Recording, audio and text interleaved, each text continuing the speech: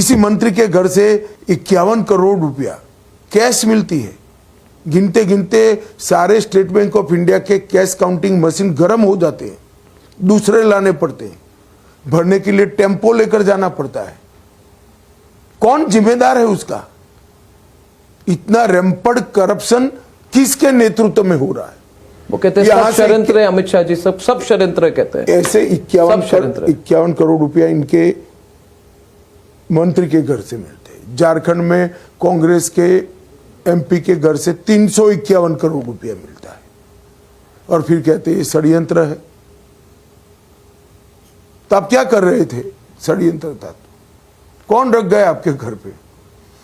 और ये सिर्फ पैसा नहीं मिला है, किस प्रकार से नौकरी देने में घूस खाई गई, इसका पूरा कच्चा चिट्ठा आज एजेंसियों के पास में उपलब्ध है, हाई कोर्ट के सामने पेश किया गया है। रेट कार्ड था,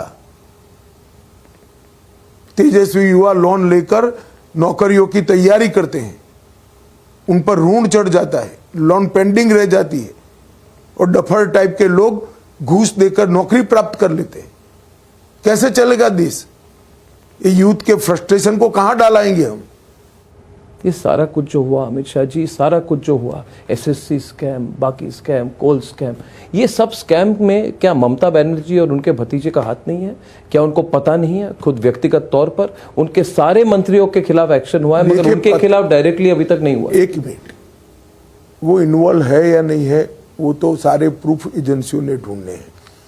परंतु वो अगर कहती है मुझे मालूम नहीं है, तो भी उनको शासन करने का अधिकार नहीं है।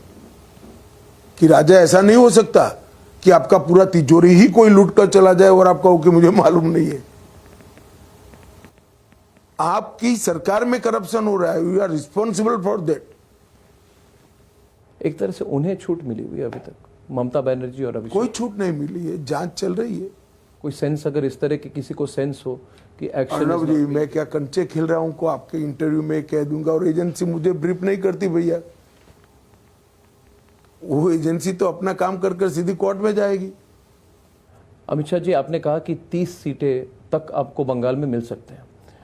मैं पहले सवाल पे जाना चाहता हूं, मैथमेटिकली अगर देश को देखा जाए तो फिर ये 330, 340, 350 सीट कहां से आ सकती है? ये कहते हैं सैचुरेटेड हो चुका है कई सारे स्टेट। ऐसा है अर्नब बाबू, मुझे पेंटिंग की ज्यादा चित्रकारी की बात नहीं करनी चाहिए। पेंटर कहे वो मान लेना चाहिए। तो आप मेरी बात मानकर चलो, आप 300 में भी ऐसे खुरेज कर 19 में मुझे पूछते थे, हम पहुंच गए 300 पे। अब हम 400 का कह रहे हैं, आप देखना पहुंच जाएंगे। 4 तारीख के दोपहर को फोन करना, आप करते तो हो नहीं, 19 में भी नहीं करा।